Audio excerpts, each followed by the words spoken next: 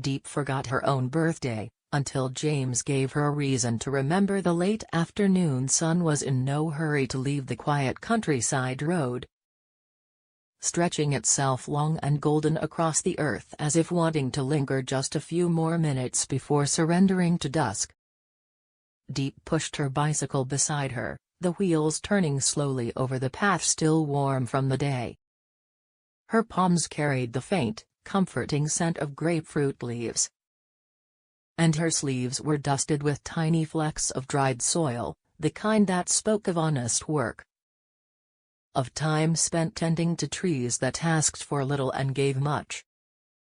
The walk home from the orchard was always slow, soft, grounding. Shops along the village road were closing in familiar rhythm, metal shutters pulled halfway down.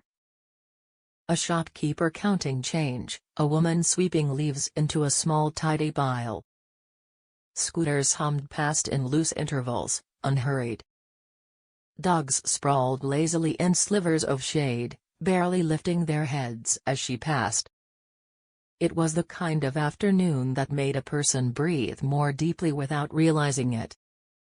At the small intersection near the market, Diep expected the ordinary, the herb seller packing up the last of her bundles, the old sugarcane vendor pushing his cart with practiced effort, the scent of something fried, and inevitably delicious, crackling in shallow oil. It was a tableau she could have drawn in her sleep. But today, something broke the quiet. Laughter, loud, carefree, unrestrained, burst across the street. Bright enough to pull her attention without her permission. She stopped. Just a few steps ahead, a cheap sidewalk bar had become the center of a tiny celebration. Low metal tables were crowded with plates of grilled meat, plastic stools scraped noisily across the floor, the sharp, smoky scent of barbecued pork mingled with beer and spice. At the heart of the commotion, a group of young adults circling a birthday cake. Candles flickered bravely against the soft breeze. Someone clapped. Someone else raised a beer bottle high in a cheerful toast. A girl with dyed hair leaned forward, grinning wide, preparing to blow out the candles while her friends shouted, "Make a wish. Do it, now." They were messy in their joy.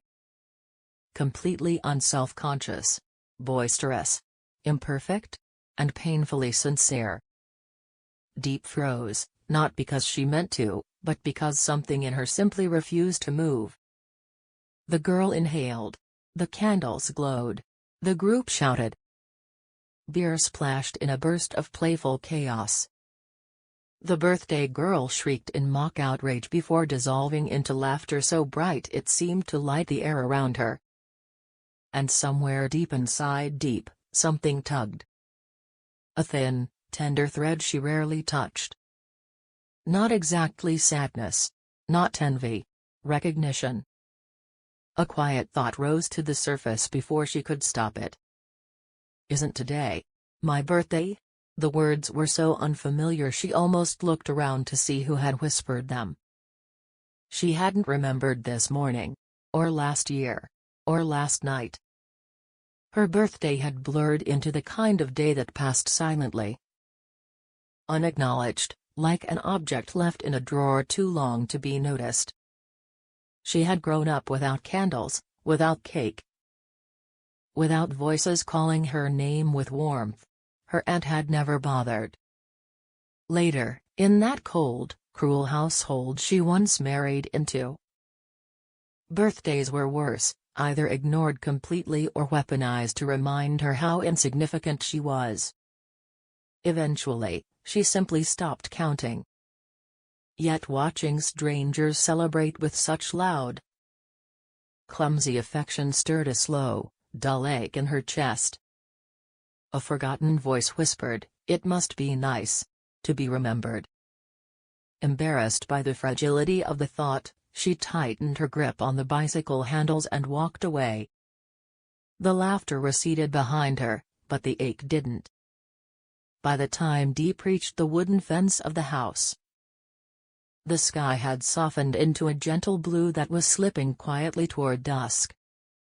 She pushed the gate open, expecting the usual, James's shoes with soil still clinging to the soles. Nhie's toy dinosaur guarding the steps like a tiny, lopsided sentinel. The fading scent of sunlight caught in the house's wooden frame. The porch was spotless. Instead, she stopped. Intentional. Not neat. Not tidy. Swept clean, corners clear, no sandals out of place. No forgotten project from James leaning crookedly against the wall. When she stepped inside, the strangeness deepened. Her brow tightened. The house was clean, too clean. James was tidy, yes. But he also lived in a gentle state of perpetual half-done, a screwdriver left near the bookshelf. A cup beside the sink, a book with a folded corner resting face down somewhere he'd forget. Little Nhie, sweet as she was, could create chaos faster than gravity could intervene.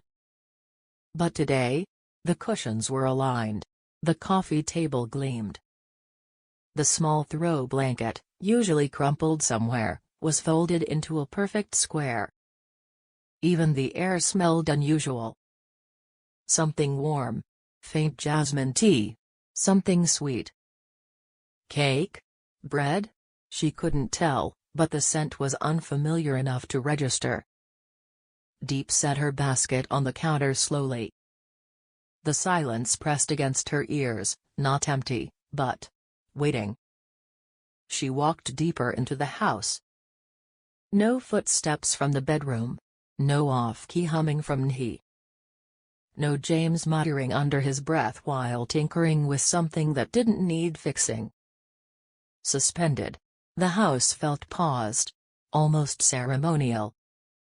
She brushed her palm along the back of a chair, studying herself. Maybe they had gone out for a moment. Maybe they felt like cleaning. Maybe today was simply neat. But then, that earlier thought returned. It's my birthday. She sat on the sofa, letting the cushion sigh beneath her weight. Her hands rested loosely on her lap as the last of the afternoon sun cast a warm glow across the wooden frame of the window. Memories stirred, soft, uninvited. A small girl hoping someone might remember. A young woman pretending she didn't care. Another self silently vowing she was done wishing. Because wishing only bruised the heart. She exhaled slowly, a thin tremor slipping out with it. A quiet smile curved her lips, small, almost amused. At this age, she whispered, it's silly to think about birthdays. She brushed the thought away and stood. Whatever today was, she would meet it with the same quiet resilience she had given every other day. The sky melted into lavender, then deepened into early night. Or so she believed.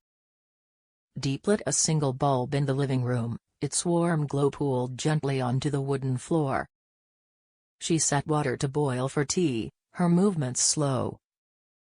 Deliberate, an act of grounding rather than habit. In a house this still, thoughts became harder to ignore. When she finally sat at the table, fingers wrapped around the cup. The truth slipped out, it really is my birthday. The words tasted strange.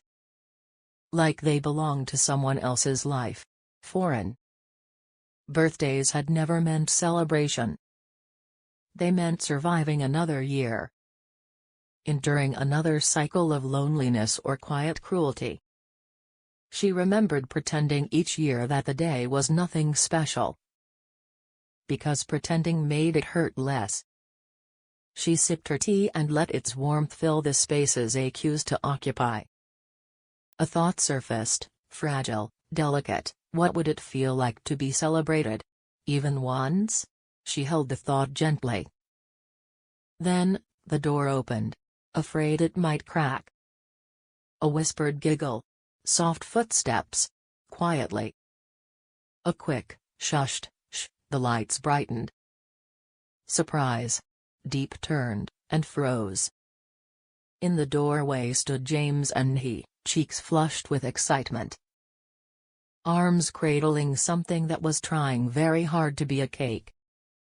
The layers slanted, the icing leaned, sprinkles clung in confused clusters. But the love, it was unmistakable. "Okay, listen." James grinned, breathless. "It's not perfect? But we tried. I mixed the frosting," he announced proudly. "And I didn't drop it this time." Diep's breath caught. "You remembered?" James stepped forward and placed the crooked cake on the table with the care of someone setting down something precious. "I remembered," he said quietly, "from the day you mentioned it, months ago." "By accident." Her lips parted. "I didn't think anyone would." He didn't respond with words like "because no one ever has," but it was there. He tugged her sleeve. Soft and unspoken.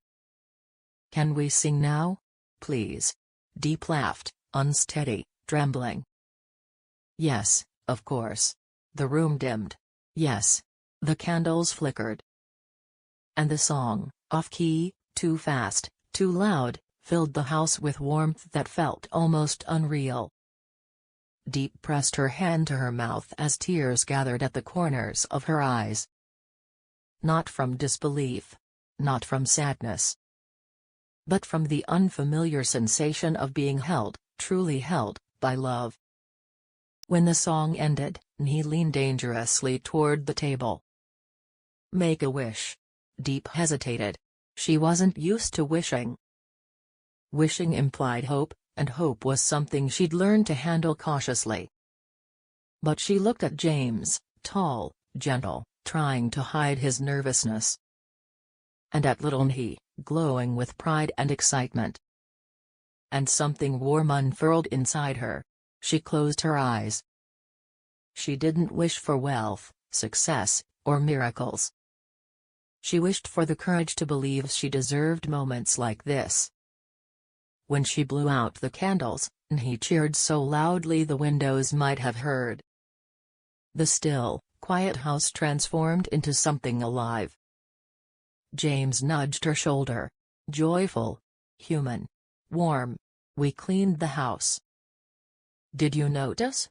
She looked around and laughed softly. "I thought something felt strange." "Strange?" he gasped. "Not strange. This was Operation Surprise Mama." James crossed his arms proudly. "Classified mission." Diep's chest tightened with tenderness so deep it almost hurt. She touched James's hand gently. "Thank you. You're home now," he whispered. "And people who are loved should be celebrated." Her breath shook. "We love you every day." He climbed into her lap. "But today, we love you extra." This time, Diep laughed, a full, unguarded laugh that loosened something inside her she hadn't realized was there. They cut the cake, lopsided, unstable, perfect. Frosting smeared. Sprinkles flew. He fed James a piece so large he nearly choked while Diep laughed until her eyes burned. For the first time in her life, her birthday felt like a day where she belonged. Loved. Celebrated. Seen. Chosen. Later, as the quiet night settled gently over the house, Diep leaned her head against James's shoulder and whispered, "Maybe this year will be different." James squeezed her hand. "It already is." And for once, she believed him.